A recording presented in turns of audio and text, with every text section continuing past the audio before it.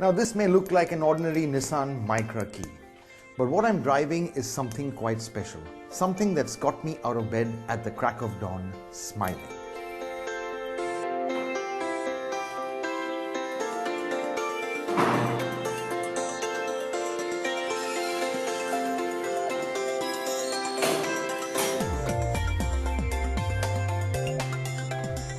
It's a Nissan all right, but it's the ultimate Nissan. It's Godzilla.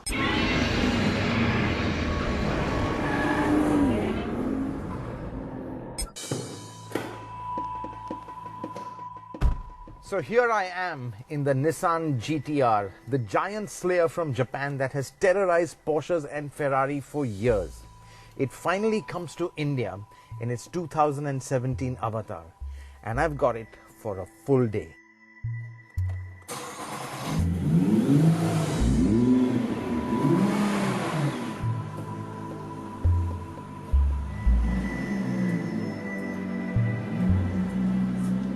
But first, a reality check, which is Mumbai roads, and I have to clear this big hump getting out of my building, which is going to be a good test of the ground clearance.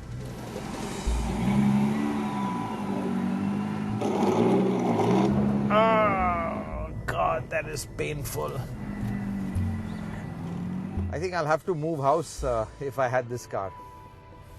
In fact, I'll have to sell my flat to buy this car, which is over 2 crores. The other thing you've got to make sure is that the GT-R gets its right diet, which is high octane fuel. Not easily available, but you do get it in the big cities, and that's what we're going to tank up with right now.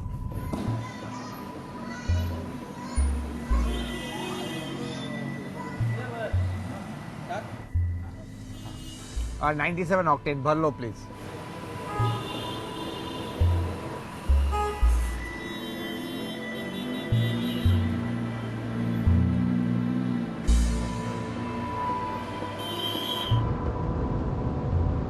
So we are leaving the city now, and I have to say that getting out of here in the traffic, the GT-R is pretty much at ease. You just have to watch out for those giant size speed breakers and even that low chin, which is really precariously close to the ground.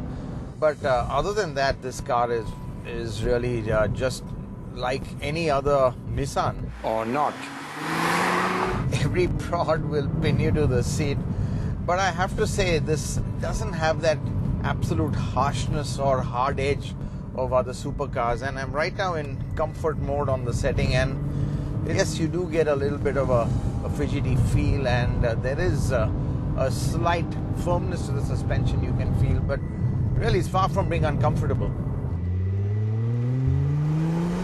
Now the GT-R, it's got a titanium exhaust for a better soundtrack, and guess what? We are coming right to the right place to check it out, which is a tunnel.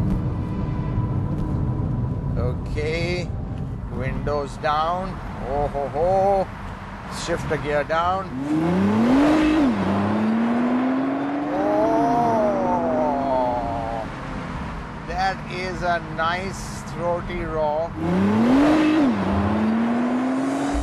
To really enjoy this car, the city won't do. So let's find an open road to open her up.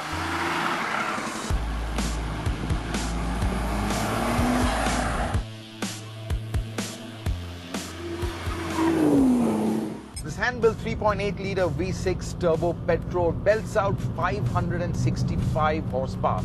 Now that's about 20 horsepower more than the older version. Not very much, one would say, but this power is more than plenty, because in any gear, this thing just lunges for the horizon like a cruise missile.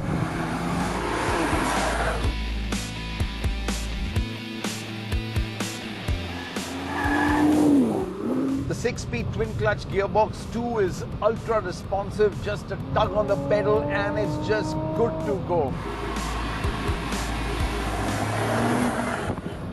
And those responses are really heightened when you switch to R or race mode. Oh boy, put this and you are really in business. And what's brilliant is that the performance is just so accessible. There's a lovely broad torque spread. There's hardly any turbo lag. There's an incredibly strong mid-range, and at the same time this engine just loves to rev and rev and rev.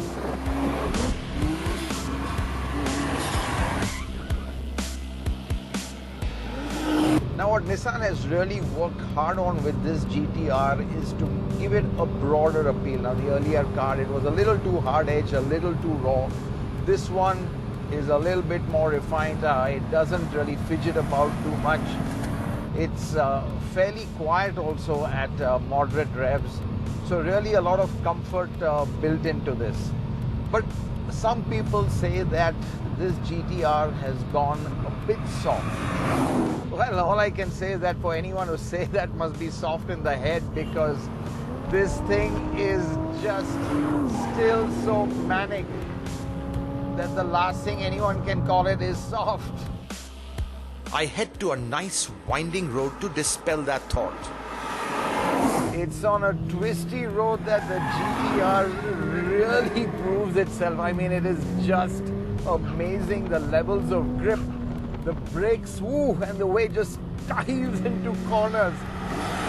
God, all four wheels, they just grip the road. It's as if super glue's been applied to all four tires. Woo!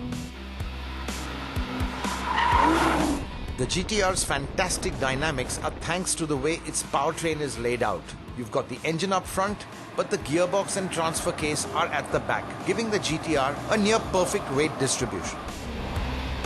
And let's not forget that this is a four-wheel drive car. Being a sports car, power is biased towards the rear, but power distributes itself quite automatically between the front and rear axles to give you the optimal level of grip.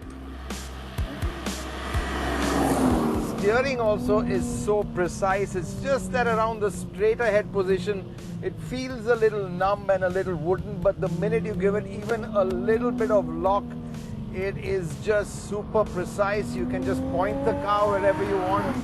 And here in race mode, the tail also is just stepping out that little bit. I mean, this is one of the most incredible cars I have driven. It is just so well balanced, very, very neutral. You can just balance the car on the throttle. This car puts all five senses on red alert. It's so involving, you can feel every bit of the road. There's some pretty cool features in the GT-R, like these multiple function screens which just give you all kinds of information. You've got boost pressure, you've got coolant temperature, engine oil temperature. I mean, there's enough information over here that would make even an F-16 pilot excited. And what's really cool is that you can customize what you want. So for example, if you want to have your brake pedal and see what percentage of force you're applying, you can pull that up, or the accelerator or throttle pedal, what application you're giving that you can see. I mean, there's just too much information over here, and honestly, at the speeds you're going, it's just best to keep your eyes on the road. I could keep driving all day, or at least until the tank runs dry. But let's take a quick stop to have a closer look at the cabin.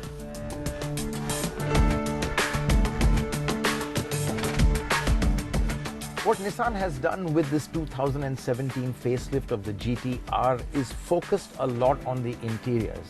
Now, GT-R owners have complained that the interiors really weren't up to scratch. The plastics were a little drab.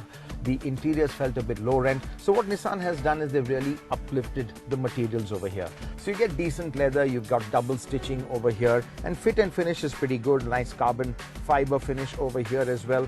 But I have to say, this still isn't a very special interior at all. It's very functional, and a lot of buttons and switches here which remind you that this is a Nissan.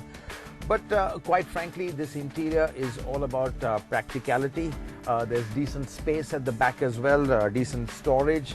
And frankly, you're not going to be looking at the interior if you're driving this at VMAX, because at that speed, you really don't have time to take a look around. The GT-R is nearly a decade old, but the thing with sports cars is that they rarely age, and the GT-R is no exception. It still looks really aggressive today, but it doesn't quite feel like a 2 crore plus car. The looks are more purposeful rather than being wow or dramatic, and the Nissan badge, that doesn't help either. That being said, Nissan has updated the styling, though the basic form is still pretty much the same. The car now wears Nissan's new family design, the V-Motion grille, and it now has a larger opening in the front to aid cooling. There are also little touches, and some of them are quite functional, like the side sills which are pushed out to aid airflow, and at the rear there are functional air vents next to the massive exhausts. Of course, it's the GT-R, so the hallmark 4-ring taillights are there to let everyone know who they've just been overtaken by. So here it is, the Nissan GT-R. Now, it might not have the pedigree or the engineering finesse of a Porsche. It might not have that ultimate drama of an Italian supercar. But what it does have is mind-boggling performance. And on Indian roads in Indian conditions, it will probably make mincemeat of its rivals. The great thing about the GT-R is how easy it is to drive, how sure-footed it is. It doesn't feel edgy or nervous one bit. This is the everyday supercar for the everyday driver.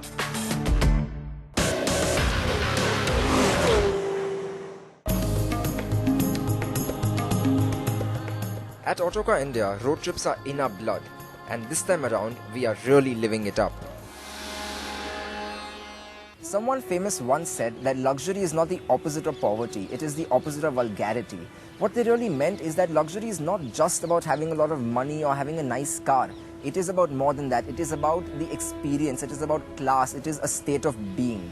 But just reading that quote didn't really tell us what it was all about, so we decided to actually go out there and explore it for what it was. And we thought, what better way to experience luxury than experiencing the life of the royals of India? And what better way to experience the life of the royals of India than actually living in their palaces?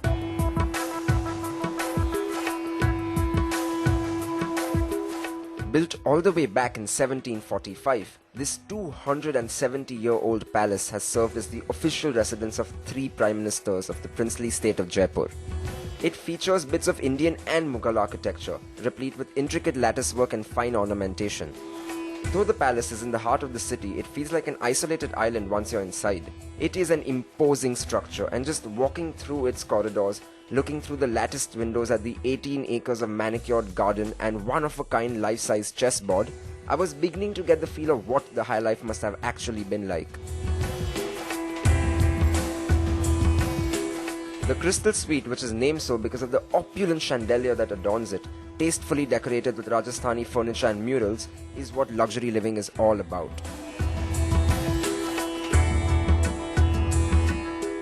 The Jai Mahal Palace is just one of many palaces we are going to explore as we go through India trying to understand the true meaning of luxury. But here's a catch. We're going to do it just like the Maharajas back in the day. In luxury, but by road.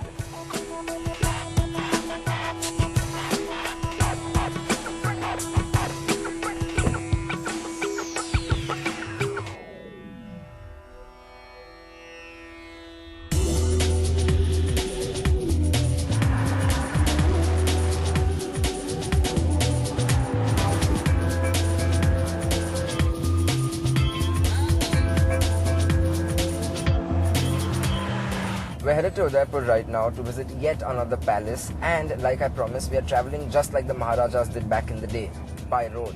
But here's the thing, I feel like we're traveling in more luxury than they ever did, because even though it's very hot outside, I'm sitting in this cooled cabin, it's a nice 18 degrees Celsius, I'm sitting on perfectly contoured seats which are very comfortable, I have loads of leg room, and most importantly, I'm traveling in a vehicle that is just so much safer. I have airbags, I have seat belts, which I'm sure they just didn't have back in the day.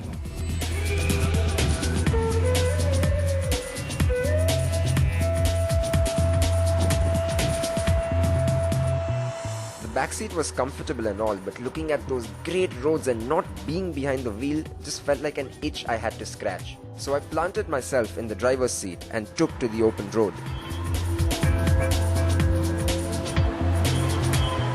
Unfortunately, the truck traffic on the route was just horrendous. Entering Udaipur city from the highway was like entering a whole new world. The wide highways gave way to narrow streets flooded with rickshaws and two-wheelers.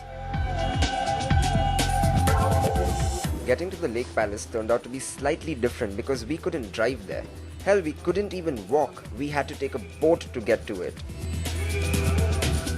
As we skimmed the calm waters of Lake Pichola, the white slab of marble that was the palace grew closer and closer, and with that, my excitement grew more and more.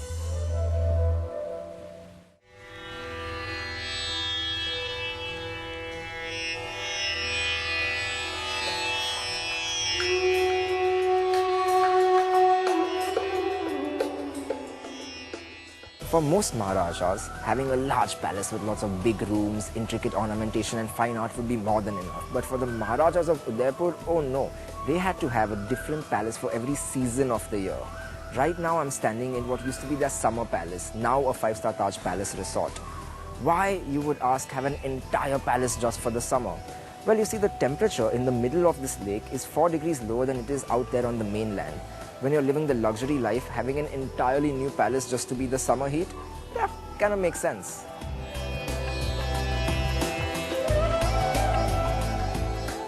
The Lake Palace was built in 1746, and though it saw many glorious years over time, it pretty much went to ruin until Taj took it over and undertook extensive renovations.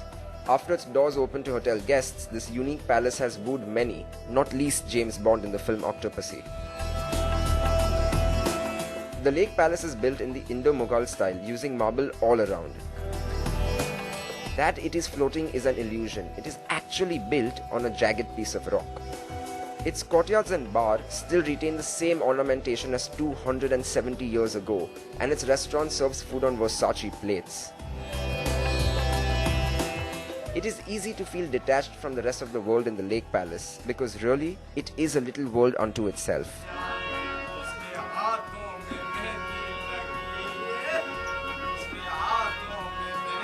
I might be jumping to conclusions over here, but I really feel like the Lake Palace epitomized what luxury was all about. I really wish I could have spent some more time here. With a heavy heart, we move on to the next palace, but at the same time, I'm kind of excited to see what it has in hold for me.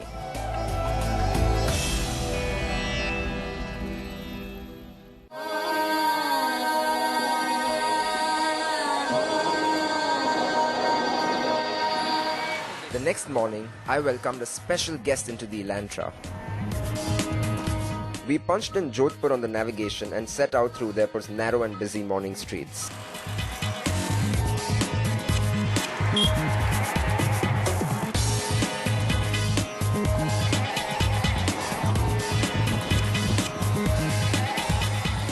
So Siddhant, Udaipur, it took quite a while to get out of the city, didn't it? Yeah, it turned out to be a much larger town than we thought it was. Yeah, and I think once now we are on this expressway, it's going to be just smooth sailing, except for all these guys who keep coming the other side of the road. It's like suicidal. Yeah, I know there have been more than one occasion where someone was driving at me in the fast lane. Yeah, and I think that's where you need all 4 discs of the Elantra. And God knows I've used them more than once.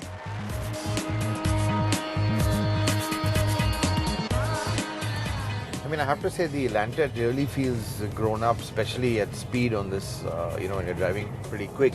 It's got that very European feel to it. But you know what I really enjoy about this car? It's got this dual nature. You know, when you want to cruise on the highway at a sedate speed, you can just put it in 6th and keep on cruising. And if you wanted to be kind of sporty, all you have to do is, downshift, put your foot on the gas pedal and it just lurches forward. Yeah, the engine is quite responsive. Well, Siddhant, I'm running late for my flight. I'm not going to make it to Jodhpur, so I'm going to be stopping off here. And you carry on and have all the fun. I mean, it's really upsetting that you could come only for such a short time, but it was fun while it lasted. Yeah, well, I enjoyed it too. I think next time need to have a longer trip. Definitely. Drive See you safe. back in the office. Drive safe.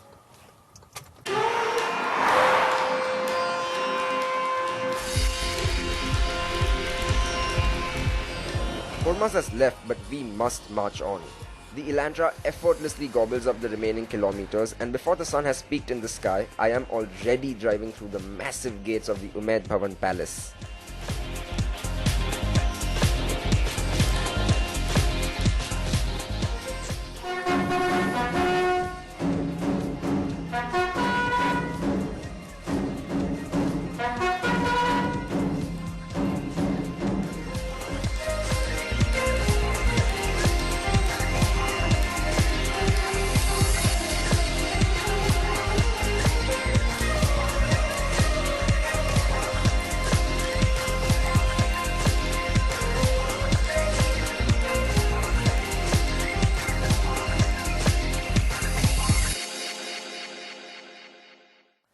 thought luxury is not a state of being, it is a frame of mind, you have clearly not been to the Umaid Bhavan Palace. This sprawling residence of the royals, located atop a hill in Jodhpur overlooking all of the city, is now a 5-star Taj hotel, and it has been voted as the world's best hotel, which is a very tall order to live up to. In fact, I have been through just 1/10 of the hotel, and in that much time, I have already received a royal Rathod welcome, I have been welcomed by big cats hunted by the royal family, and I have walked under a massive central dome. In fact, I'm almost intimidated by the knowledge of what else this palace has to offer me. What is amazing about Umaid Bhavan is that it was built for a noble cause. It was built to provide employment to the famine-stricken farmers of the region all the way back in the 1920s. It is a relatively new palace, with construction completed only in 1943. Fitted with fine marble sourced from the same location that the Taj Mahal's marble was. Back when it was constructed, Umaid Bhavan Palace benchmarked new levels of luxury. It boasted a unique air conditioning system. Cool air was generated by blowing air on large blocks of ice, which was then circulated throughout the building, regulated by brass knobs scattered all around the structure. But the epitome of Umaid Bhavan's luxury quotient is apparent when you visit the Palace Hotel's finest room.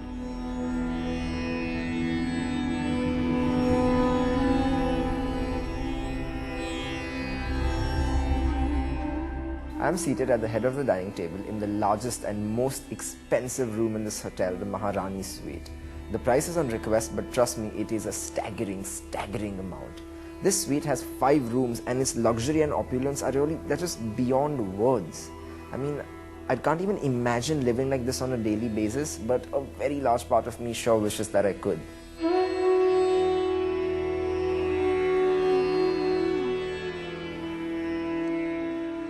Umaid Bhavan is so opulent that it literally sets the bar for luxury palaces. It is large and beautiful and luxurious and grand and noble and everything else you would imagine a palace to be.